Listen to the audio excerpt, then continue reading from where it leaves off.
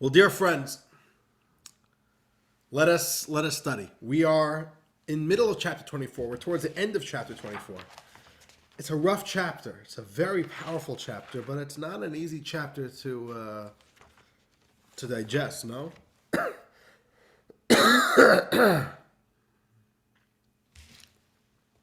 Okay. But the gist of the chapter we've already studied. So let's recap a little bit the main point. The Alter Rebbe wants us to recondition the way we think about Judaism and the way we think about Torah and Mitzvos.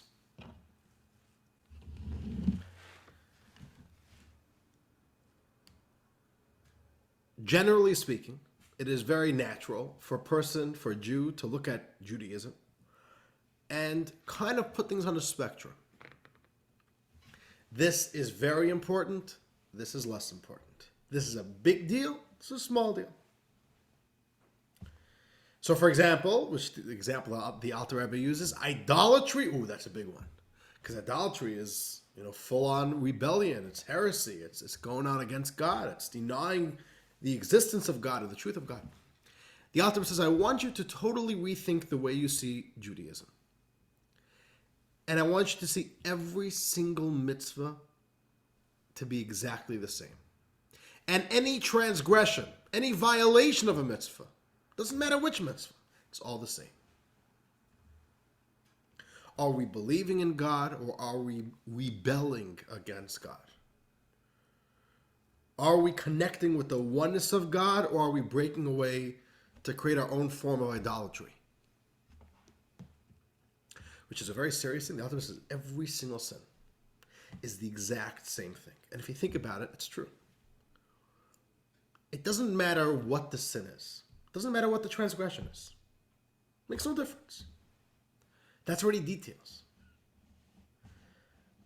When God tells a Jew, I want you to do this, or I don't want you to do this, and the Jew says, nah, I'm going to do it anyways.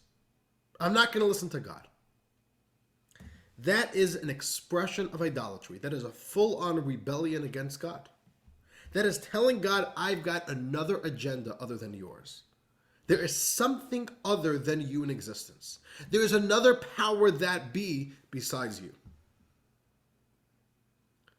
So it doesn't matter if you're telling God no when it comes to the mitzvah of one God and don't serve any other gods, or if it's another mitzvah, which is, let's call it a seeming nothing.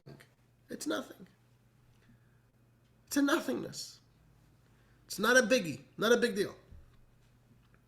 Says the Alter Rebbe, every single transgression of a mitzvah is idolatry. Why? The Alter Rebbe says, think about it. The problem of idolatry is not that you're bowing down to a statue. You think we have problems with stone statues? Stone statues offend God? The problem is that the Jew is saying something. There's a certain declaration. Whether he says it or whether he thinks it, or even if he's not even conscious. But this is the declaration. The declaration of idolatry is, I've got another power other than God. I've got something else going on other than God. And any transgression is saying that exact same thing. If God says, I don't want you eating a cheeseburger, and you say, God, it's a great idea, but I'm doing it right now. Nothing personal. I'm doing it. You're telling God, there's something other than you. There's another power that be. That's idolatry. Doesn't matter what the mitzvah is. Now, why is the Alter Rebbe telling us this?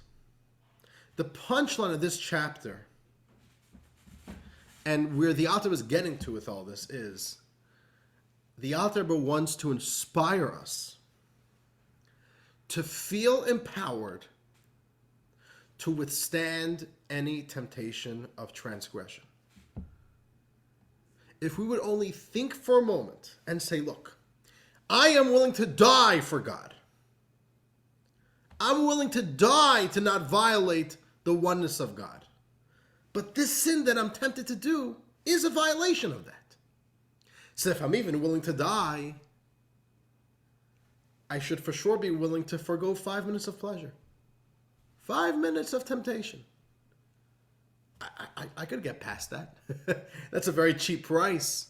I don't have to die. And the Alter Rebbe, last class we spoke about this, taught us this phenomenon called the delusional spirit, right? It comes from the Talmud. The Talmud tells us, if not for the delusional spirit, it would be impossible for a Jew to sin. Which is an unbelievable statement, right? A Jew can't sin without a delusional spirit? Sin seems natural, no? Wouldn't you say that, meaning we're human beings, we have weaknesses, we have temptations, we have desires, we have lusts, and sometimes those desires get the better of us. I'm saying, but the Talmud says no. Because the Jew, it's impossible for a Jew to willingly separate themselves from God. A Jew would rather die. It's impossible for the soul. So this delusional spirit has to infect us, has to possess us, and cloud our judgment, and convince us that this transgression is not so big of a deal. And it makes us forget the love and the deep devotion that every single Jew has with God. So the point of the chapter is out there says, just remember that. Empower yourself. Inspire yourself. Don't forget how much you are willing to put on the line for your love for God. And realize that this small little decision ties into that larger picture. Okay. So today we are going to be concluding chapter 24. And in a certain way, the Alter Rebbe is going to be just closing up some topics here. The main idea we're going to be learning tonight, the Alter Rebbe is going to prove a little bit more. He has to corroborate a little bit more. The central thesis, the central theory of this chapter. The theory of this chapter is that there's no difference between one mitzvah and another mitzvah. There's no difference between this transgression and another transgression, which is a very radical claim for the Alter Rebbe to make. There's no difference between this sin and that sin. Could the Alter Rebbe prove that that's indeed the truth? And there seems to perhaps be a contradiction to the theory of the Alter Rebbe. And somebody could be studying this chapter and say, Alter Rebbe, I don't agree with you. If you look in Jewish law itself seems to tell you that some laws are more important, some laws are less important. How could you say everything is idolatry? Jewish law itself puts idolatry in a separate category. Even more than that, there's a concept in Judaism called punishments. Reward and punishment. If somebody is in violation of a mitzvah, today we don't live in with our own governance. We have the state of Israel, but the state of Israel is not a Jewish religious state. It's really a secular state which happens to be ran by Jews. So the law of the land is not Torah law.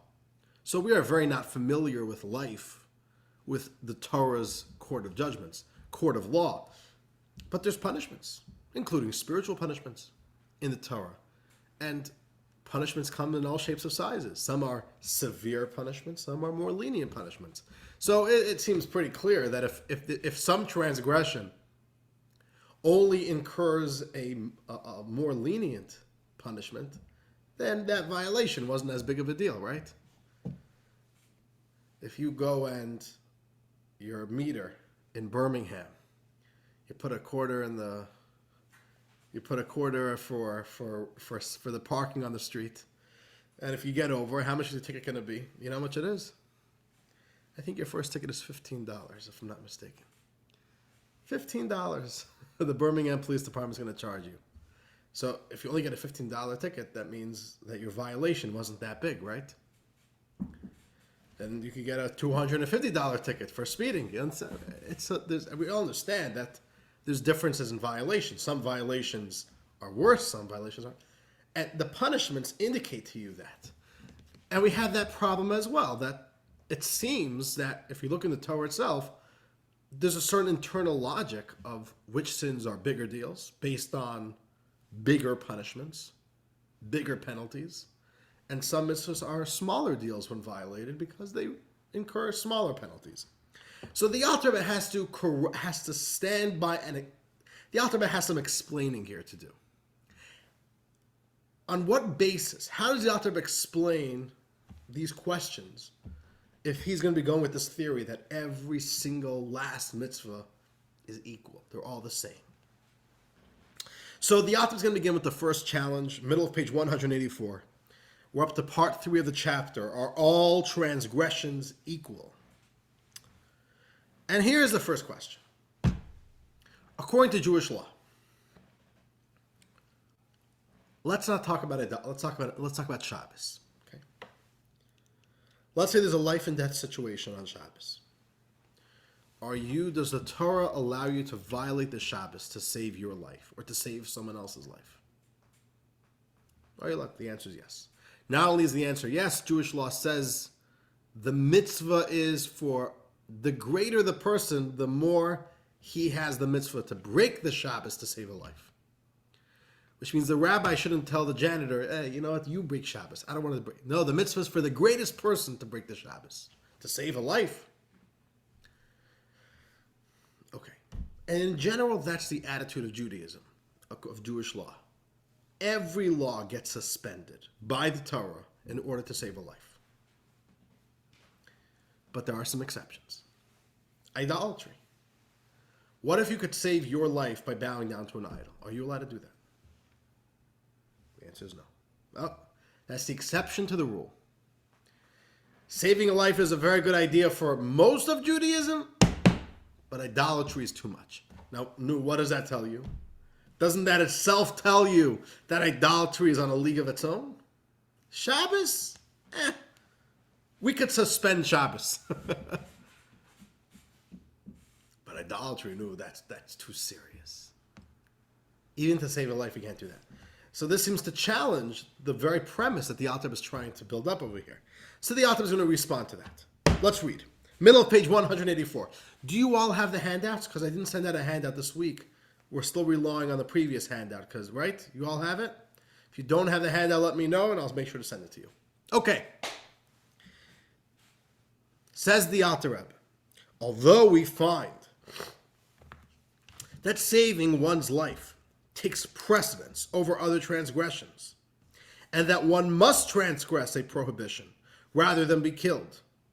But when it comes to idolatry, a person must allow himself to be killed rather than transgress. By all other mitzvahs, save your life. Violate the mitzvah to save your life. Idolatry, you need to die. So the author says, no, doesn't this imply that idolatry is a more severe transgression? Right? Doesn't this really hurt the whole premise we're trying to go with here?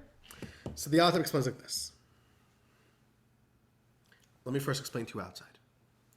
The author says, you are misinterpreting this law if you think it is telling you that this mitzvah is a lesser deal than another mitzvah.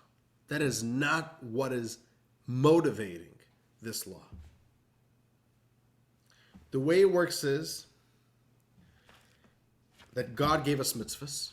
God also wants a Jew to live. A Jew's usefulness is when they are alive, soul and a body.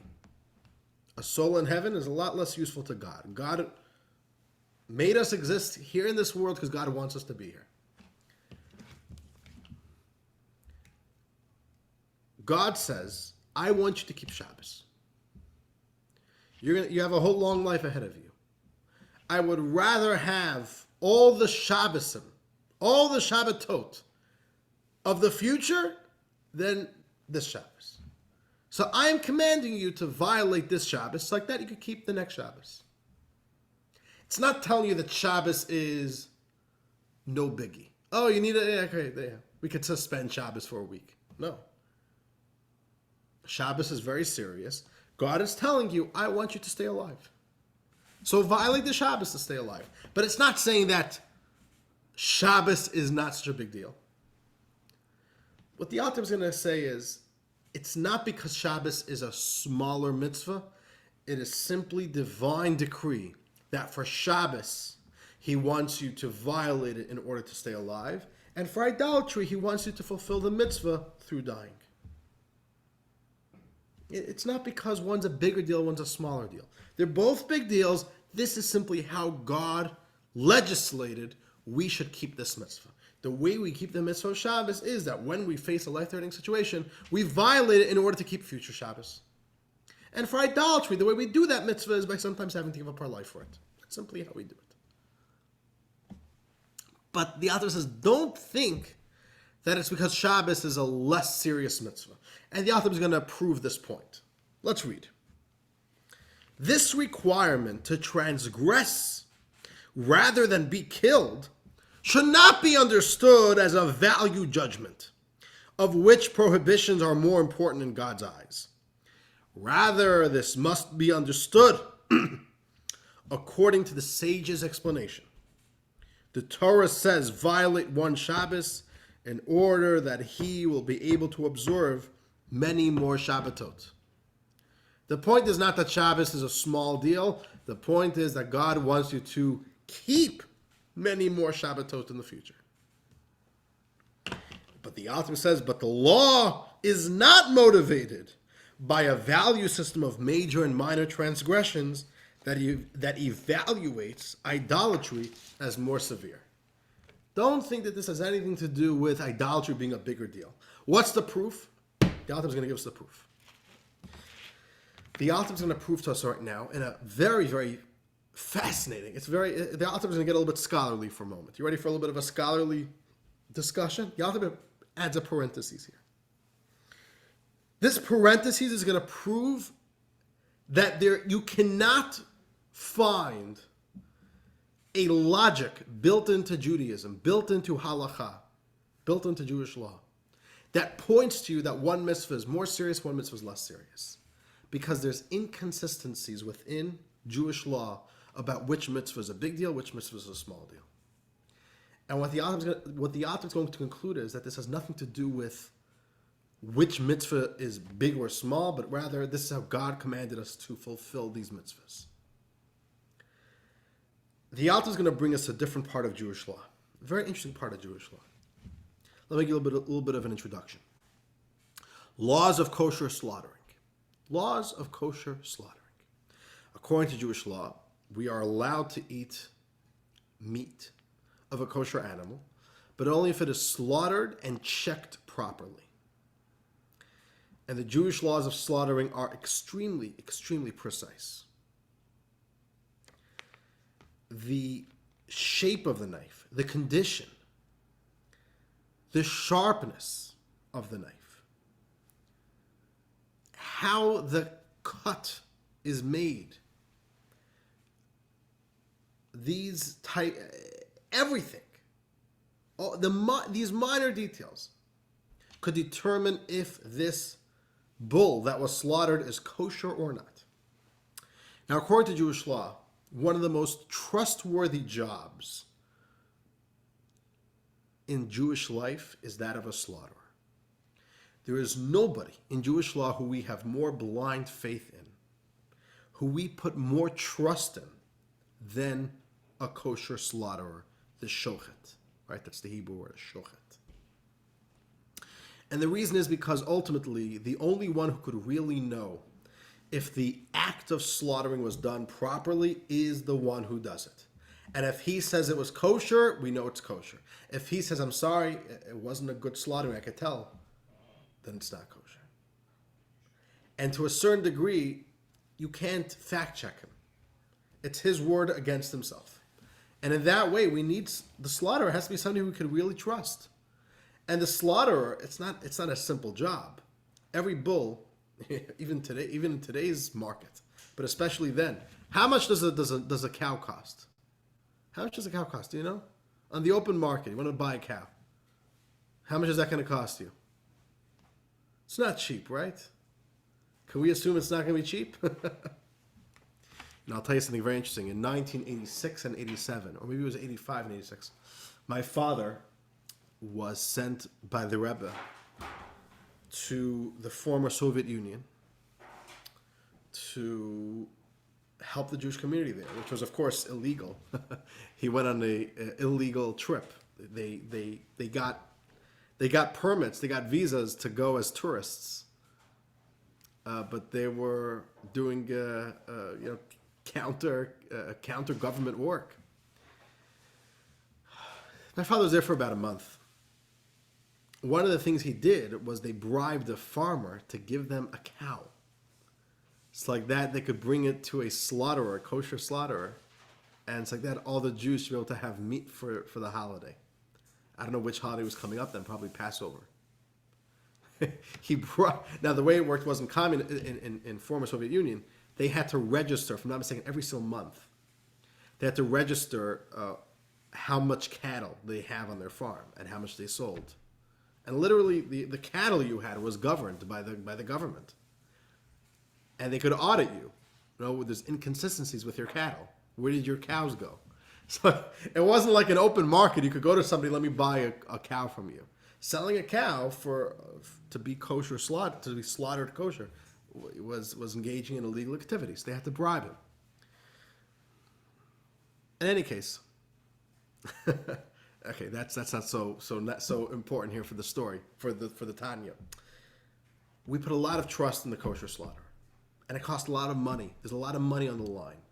And if the slaughterer says, I'm sorry, my slaughtering wasn't good, he just made somebody lose thousands of dollars. So you're putting a lot of trust in him, and he has to be somebody who we could trust will tell us if it was kosher, and if it wasn't good, he'll tell us it wasn't good, even though he's, causing a lot of financial loss. In any case, who could you trust? Who could you trust to be a shochet? Jewish law tells us it needs to be somebody who keeps the Torah and the mitzvos. That's a minimum requirement. And it's very logical. Why? You can't trust somebody who doesn't himself bind himself and keep himself bound by that system. If he himself doesn't respect that system, then how could you trust him to be 100% transparent and honest with you? So the number one requirement is he has to be a religious Jew who does all the mitzvahs. If not, he's just simply not trustworthy. We can't take his word for it. If he doesn't keep kosher, that means he doesn't himself have enough seriousness and enough of an appreciation. Okay. Jewish law speaks about a phenomenon. What about somebody who generally keeps all the mitzvahs, but there's one area of Jewish law where he is a habitual violator? Only one part. For example, a religious Jew, he's a religious slaughterer, a kosher slaughterer, but he doesn't keep Shabbos. But everything else he does. He davens 3 times a day at the shul, puts on tefillin every single day, studies everything. Keeps kosher, just not Shabbos. One mitzvah. Or let's say any other mitzvah. He does everything besides one thing. Could you still be trusted? Could that person be trusted? David is saying no. Jewish law says it depends. What is he a repeat offender on? Depends which laws. Let's say it's idolatry. Let's say he's a religious Jew, but he also serves idols. That is a red line. You cannot trust the slaughtering of a Jew who practices idolatry. We don't trust that.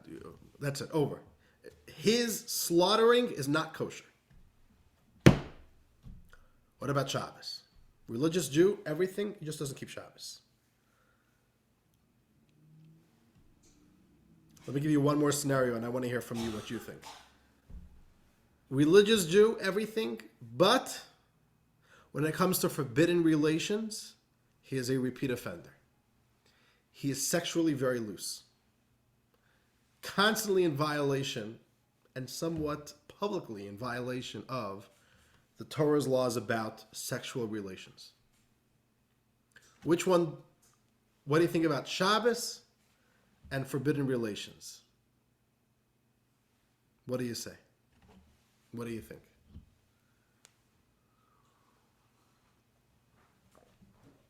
Jewish law says like this: Shabbos, disqualifier. If you don't keep Shabbos, we don't trust your slaughtering. It's not kosher. But forbidden relations, we could still trust it. You can still trust it. Which means, which one's a bigger deal? Which sin is bigger? Shabbos or forbidden relations? Shabbos. Why? Because Shabbos, we say that's going too far. Forbidden relations, we're still okay with you. We can still trust you. Here's the question, though. Which of those two mitzvahs does Jewish law say you need to give up your life for? For Shabbos or for forbidden relations? For forbidden relations. Shabbos, the Torah says, to save your life, go ahead, violate Shabbos. But to have a forbidden sexual relation, no. Rather die. Give up your life for that. So which one's a bigger deal now? Now forbidden relations is bigger. So there's an inconsistency over here. Which one's the worst sin? Shabbos or the forbidden relations? Says the Alter Rebbe, look throughout Jewish law, it's inconsistent. You cannot come up with a coherent pattern of what mitzvah is a bigger mitzvah, which mitzvah is a smaller mitzvah, by looking at the Torah itself. It's full of inconsistencies. And that proves to you that no mitzvah is actually a bigger deal or a smaller deal. Just simply, it depends on the context, to quote the leaders of America's most prestigious universities. All right? It's all context. And it's all simply God's infinite decree that in some contexts, this mitzvah, he'll say is a bigger deal. In another context, a different mitzvah.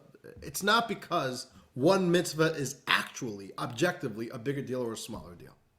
That's what the argument's going to be, which is quite a Talmudic scholarly argument. Here we go. You ready? Let's read that inside. Top of page 185.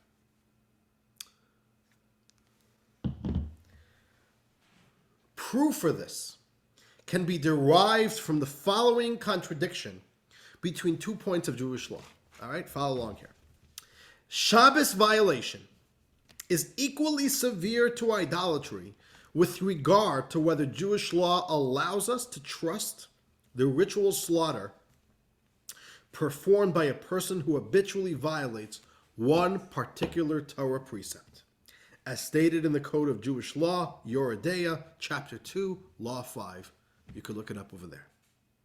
So idolatry disqualifies you and your slaughtering to be kosher, and Shabbos is just as bad as idolatry for kosher slaughtering.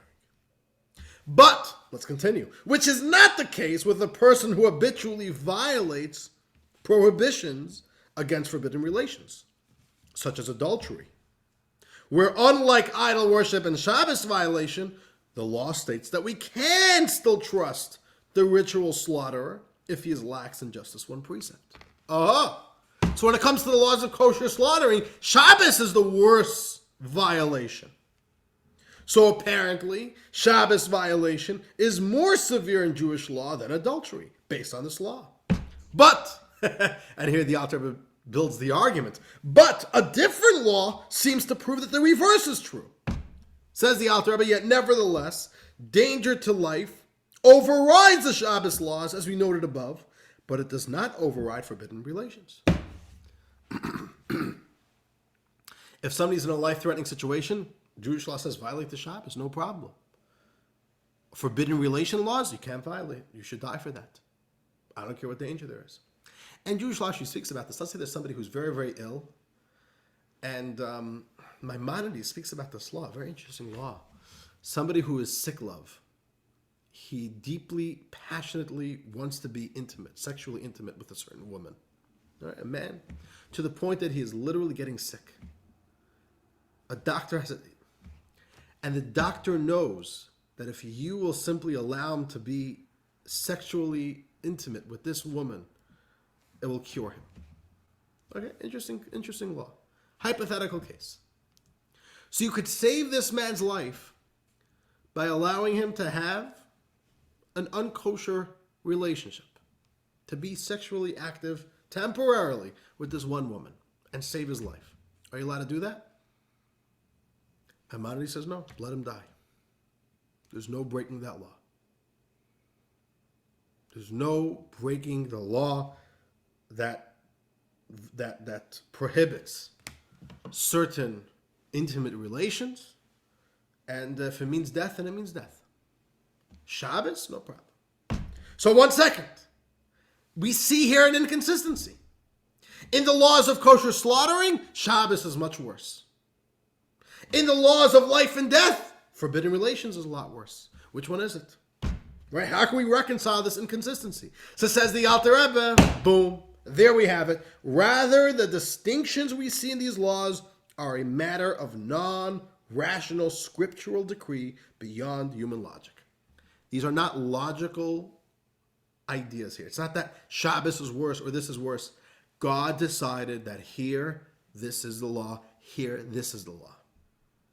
You can't prove from there that one's a bigger deal or a smaller deal. It's impossible, says the Alter Rebbe. And the Alter Rebbe here brings this as support for his central theory of this chapter that every mitzvah is exactly the same. Every transgression of a mitzvah is exactly the same. There is actually no difference between one law and a different law. Now the Alter Rebbe is going to say something else. After the moment of transgression, the Alter Rebbe is going to say something very, very interesting over here. Here's another new idea the Alter Rebbe is going to add over here. I want you to follow along with me. The Alter Rebbe is going to say that there's actually a difference between the moment of the sin, the moment of the transgression, to after the transgression. In the moment, there's no differences. After, there could be differences.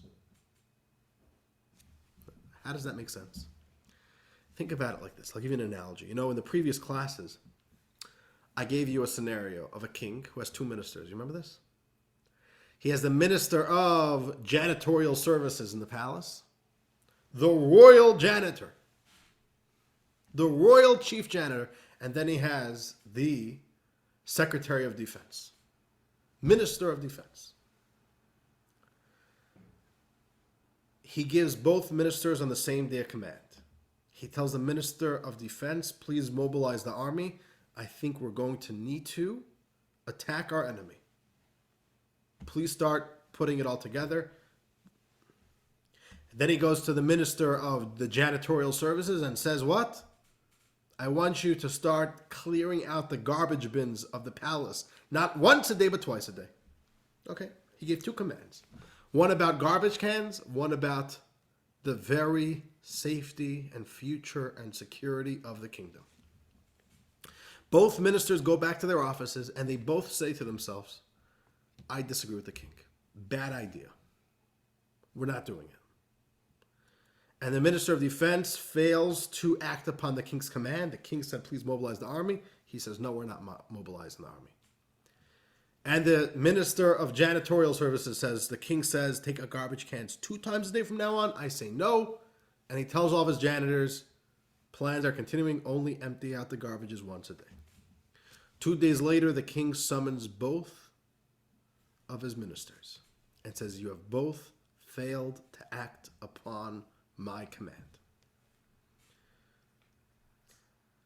Let me ask you a question. Whose violation was worse? The minister of janitorial services or the minister of defense? Whose violation was worse? So let's think about it. There is in the moment of their transgression, and then there's after. What's the difference? In the moment, they're both equally as bad because they're both acts of rebellion. The king said to do something, and you're saying no. That's treason. Now, what did the king tell you to do? Doesn't matter. I don't care if it was about the army. I don't care if it's about garbage cans. The king told you something. In the moment, they're both equally as severe. Later, we can start looking at the consequences. How much damage was done. Once we're talking about the consequences of your violation, then there are differences. Then we're already getting to the details. Okay. this violation caused the whole security and safety and future of the kingdom to be in jeopardy. The consequences are massive. Another one is just simply about how often garbage gets taken out. Very inconsequential. That's a quick fix. So the author says, in the moment and then after. In the moment, the only thing that matters is not what you are doing or what you are not doing. It is simply that God told you, do this or don't do this, and you are telling God no. In the moment, any transgression is the same. But the author then says, afterwards there are differences. Some sins cause a lot of damage. Some sins cause only a little bit of damage. And therefore, post the transgression, you will see differences between this violation and that violation. But it doesn't take away that in the moment, they're all equal. Because they're all equally an act of idolatry. They're all equally in spirit an act of rebellion against God. The author is also going to say, on a spiritual level, we said that when a Jew does a sin, he himself becomes the lowest form of klipa in the entire universe. You become the darkest form of energy that could exist in all the universe. There's no greater form of rebellion and denial of God than a Jew who willfully violates a command of God. Which means if you have to make a spectrum of different layers of klipa, when a Jew does a sin, you're at the lowest level. You are the worst form of negative energy in this world, which is a very, very scary statement. Says the Alter Rebbe, but that's only the moment you do the sin. The moment you're done doing the sin, you don't stay there. The animal soul gets pulled back up to a more neutral place by the divine soul. All right. So the Alter is now going to introduce to us this dynamic that everything we said until now is in the moment of the sin, but post-sin, it actually changes. Okay? So let's learn that right now. Now, we won't dwell on this too much. Bottom of page 185, part 4 of the chapter, after the moment of transgression.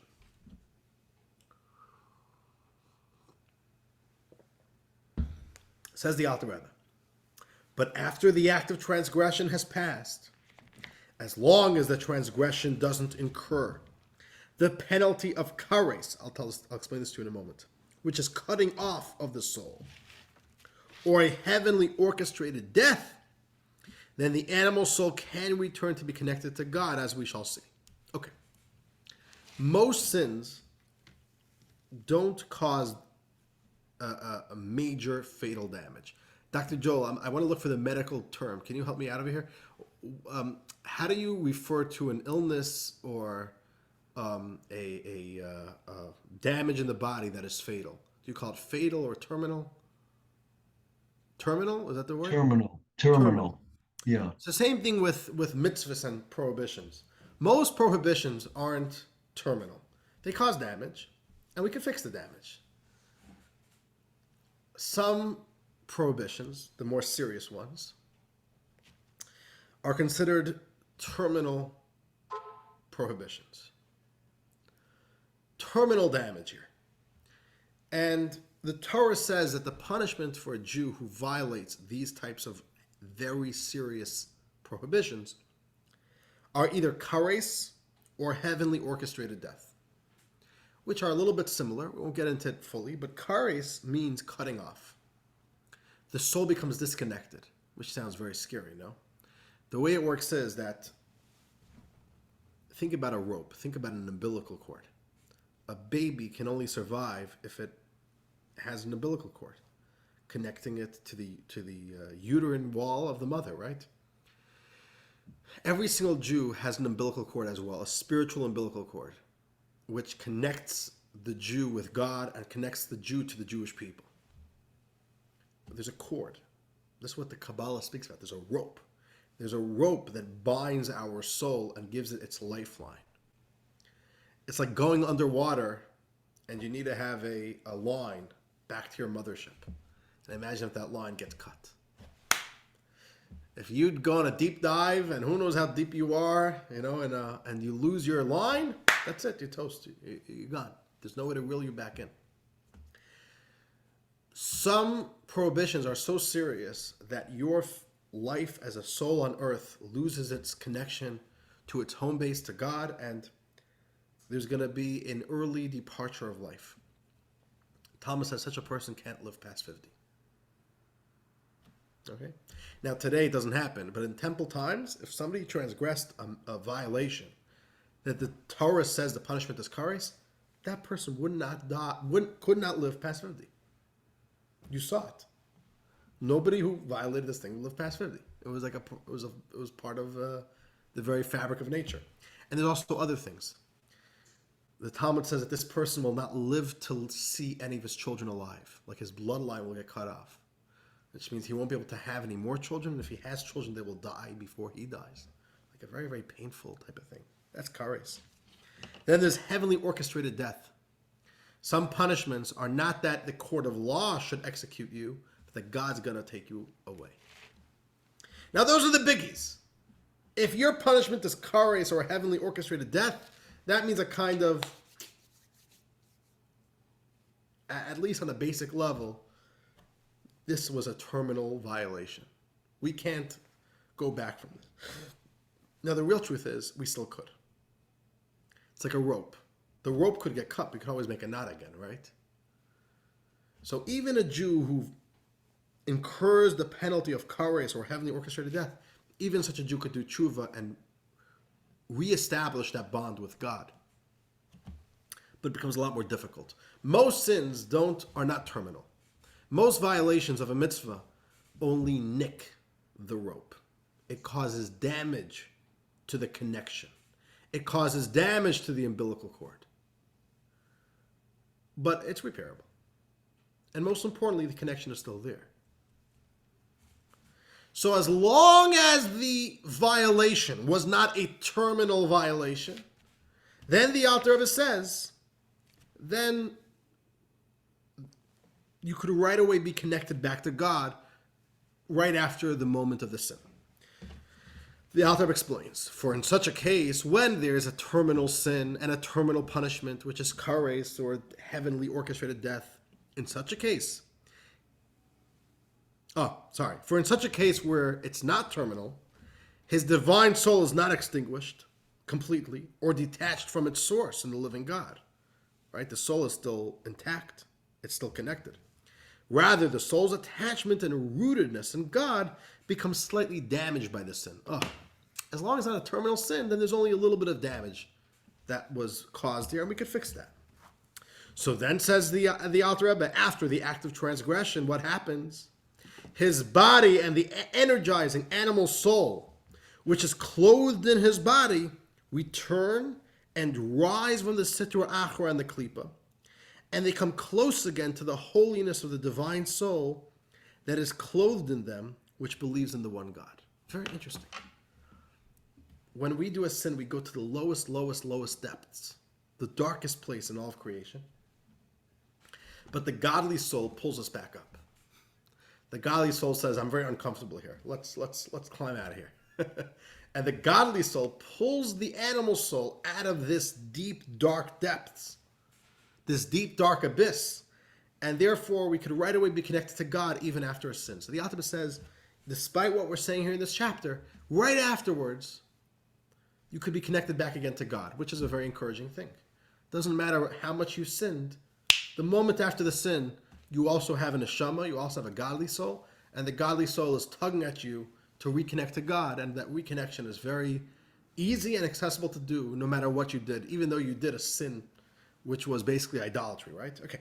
Now let's read this note. The Alter Rebbe adds a note, a marginal note. And the Alter Rebbe is going to speak a little bit more about this idea, how there's different punishments for different sins, and it all depends on the nature of the damage caused by the sin. Just when you go to a hospital, they say, right, first thing in the hospital is triage. We need to understand what happened here. What are you sick with? What's the damage? What bone did you break? And once we know that, we can know how critical this is, and we can know how to treat it. So every single violation of a mitzvah has a different form of treatment, which are the different punishments. A punishment in the Torah is not an act of vengeance of God. It's an act of reparation. Let's fix this. Let's repair you so that you're good back on your feet. Okay, that's what Alter says here in this note. Let's read.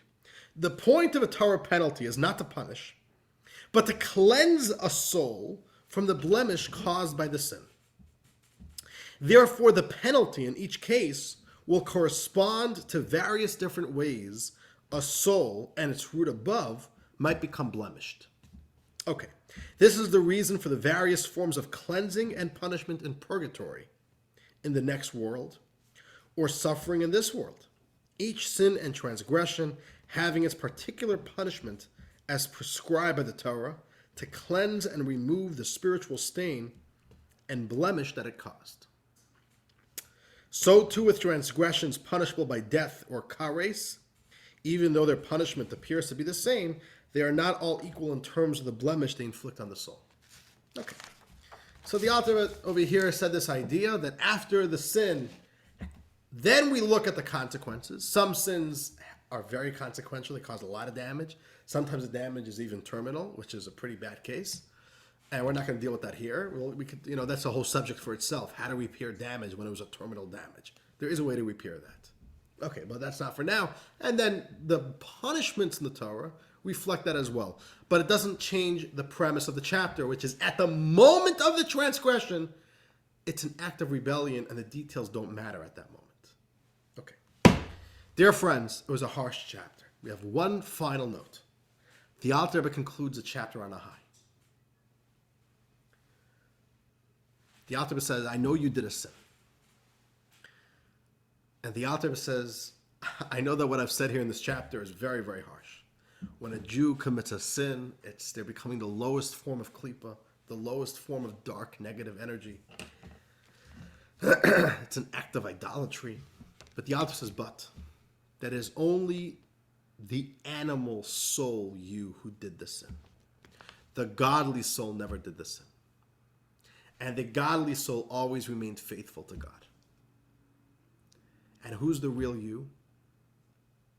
The real you is the neshama, is the godly soul. And the Alter says that's why a Jew is never really lost. There's no such thing as a Jew who's too far gone. There's no such thing. Because no matter how bad a Jew could be, that's only the animal soul of the Jew. But the godly soul of the Jew is always beautiful and pristine and always one with God and never lost that connection. You cannot corrupt the godly soul. It's impossible. You could ignore it, but it's always there.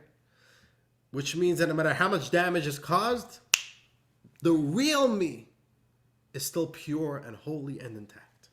Which is a very beautiful and inspiring conclusion. Says the Alter Rebbe, page 187. The divine soul's experience during the sin. And even while the sin was being committed, the divine soul remained faithful to God. There is nothing that a Jew could do that will corrupt the godly soul. It's impossible. The godly divine soul is always faithful and one with God.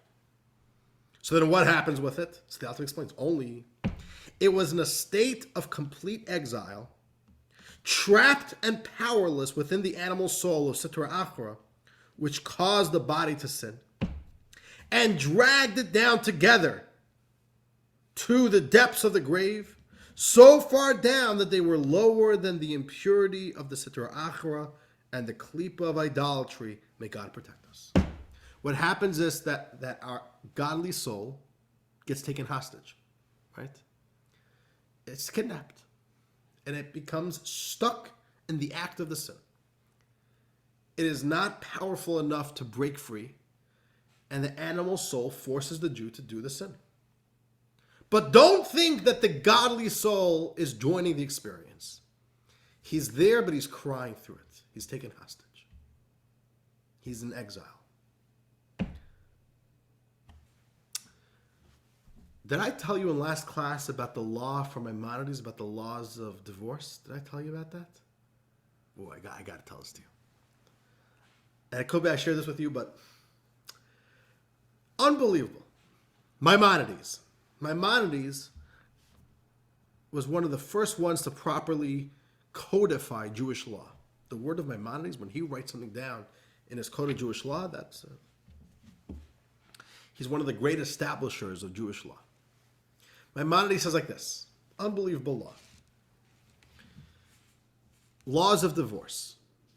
And you know, Jewish law, there's a lot of anti-Semitic attack on Judaism because of a total misunderstanding of this law. And it's very upsetting to see even Jews unwittingly joining in these attacks on Judaism. It's very, very, very distasteful. And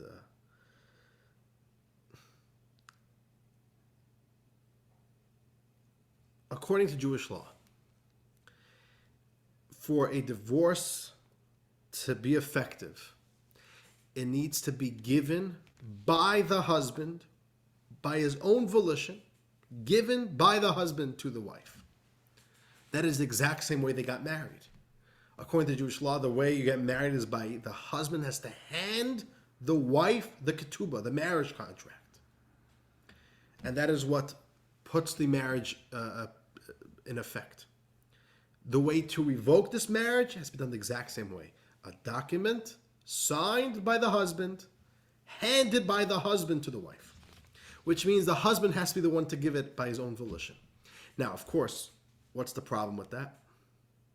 If you tell the husband that he has the power and he is the one who has to give the divorce, then what could sometimes happen, which does happen, is that the husband could use that as a tool of manipulation, as a tool of abuse. I don't want to give the get. I don't want to give the divorce. I'm not giving a divorce unless you tell me I can have the kids 5 nights a week. Right? Or unless you get me out of having to pay the alimony. Whatever, it's...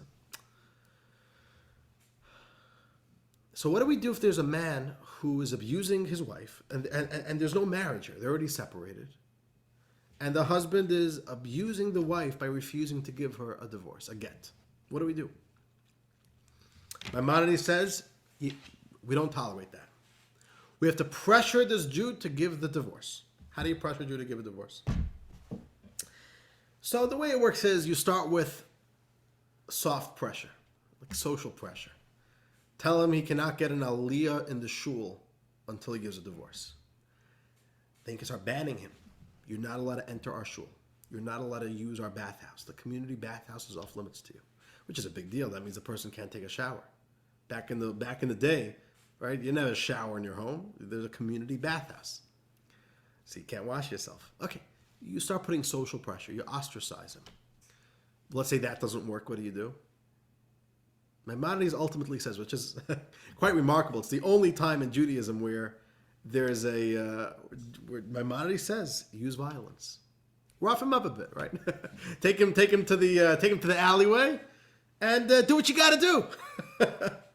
Rough him up until he says, "I'll do it. Oh, schlep him to the court the second he says, "I'll do it." Get him to sign it. Get him to give it. Done. Which again, it's amazing. Jewish law sanctions the use of violence as a form of pressure outside of the court of law. This is not being done in a courtroom. Very fascinating. Okay. There's only one problem. If I force somebody to sign a document, is that called signing by his own volition? You forced it. For example, Jewish law says the man can't be drunk when he gives a divorce. Why not? Because when you're drunk, you're not 100% by your senses. It has to be given 100% a conscious choice and decision that he's giving the divorce.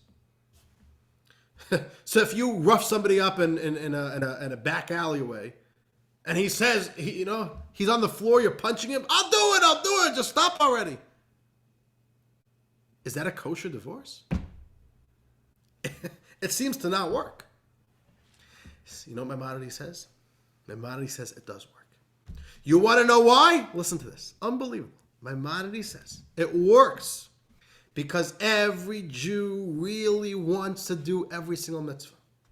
And the only reason why this Jew is saying no to giving the divorce, even though it's a mitzvah for him to give the divorce, is because his Yetzer Hara, his evil inclination, his animal soul is keeping him hostage and coercing him to say that he doesn't want to do it. But really, he does want to do it.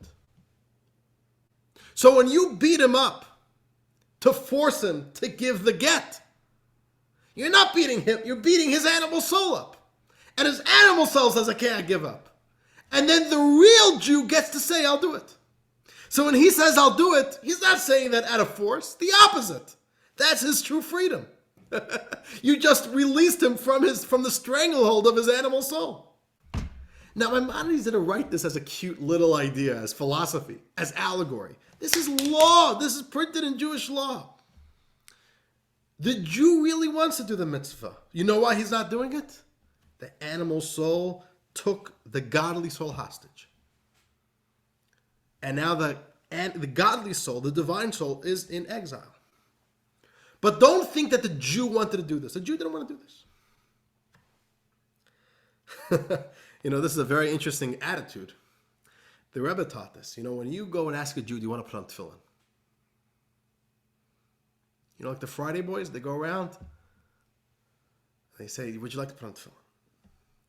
What happens if a Jew says no? You know what goes through my head?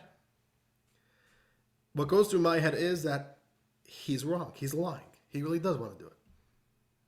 He's saying he doesn't want to do it because his animal soul is keeping him hostage. But the real him wants to put on tefillin right now. Unbelievable idea. Okay, let's conclude. The Alter Rebbe says, and this exile, this kidnap, this hostage situation, that the animal soul takes hostage the godly soul. The Alter Rebbe says, and there is no greater exile than this. This is a horrible experience for the godly soul. A plunge from a high roof to a deep pit. As we explained above, that the root and source of every soul of the Jewish people is from God's supernal wisdom. And God and his wisdom are one and the same, and so forth. We have a soul, it's a piece of Hashem. We have a piece of God inside of us. Our truest identity is God. Can you imagine a piece of God being forced to join a rebellion against God? It's a nightmare. It's a total nightmare. For us, a piece of Hashem, a piece of God, to be committing an act of idolatry, to tell God, I'm rebelling, I'm denying you, it's the worst, most painful experience. The analogy that the Alter Rebbe uses is, imagine taking a king. Imagine able to kidnap a king. You take his head. You force it down into a toilet that you didn't flush. You dunk his head into a dirty toilet.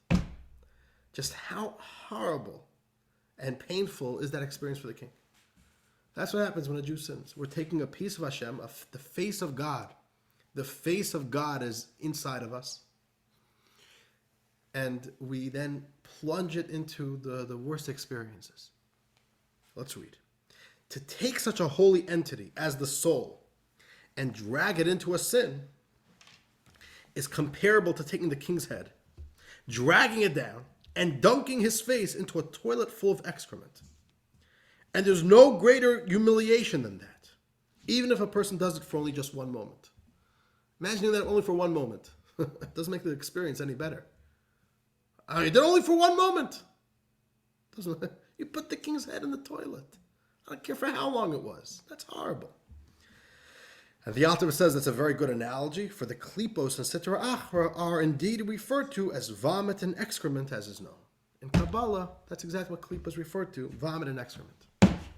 So the Alter Rebbe says the real Jew never committed this sin. And that is why a Jew, even the moment right after the sin, they could rebound and get connected to God right away. And dear friends, with that we conclude chapter 24. And the Alter Rebbe is telling us all this like that we could inspire ourselves and remind ourselves, I care too much to do this. Can I ask you a question? Yes, doctor. On page 185 at the bottom, when you're talking about a person commits a transgression, but what if it doesn't occur? What if it does incur the penalty of the cutting off of the soul or a heavenly orchestrated death? That means the person died their animal soul died, but their divine soul still is there and can go to to supposedly Gan Eden or to the three worlds. Is Yeah, that what it's saying? yeah, yeah. It may have to go through a period of hell, of purgatory, Okay. but yeah, the godly soul is always going to go back up. No soul goes to hell. Hell is not a destination, right? Hell is simply a process. Basically, we come up with a lot of wear and tear. Think about a car. The more you keep a car, the more dense it gets and scratches it gets, and some of the parts. Where does the soul go for that process? Hell is a process. It's a It's not. process. It's a process. It's a cleansing process. Every soul goes up to heaven, and there's a maximum of 11 months. Hell never lasts more than 11 months. Okay. And every single soul, they look through its file and they give it a personalized hell program to clean it up, rehabilitate it, get it back in good shape, and then the soul gets to go to heaven. So every soul goes to heaven. The only question is how long it takes to get them back in shape to Okay. eventually go to heaven. Thank Which is, thank you. yeah, you're very welcome. So, dear friends, with that, we conclude next week, chapter 25.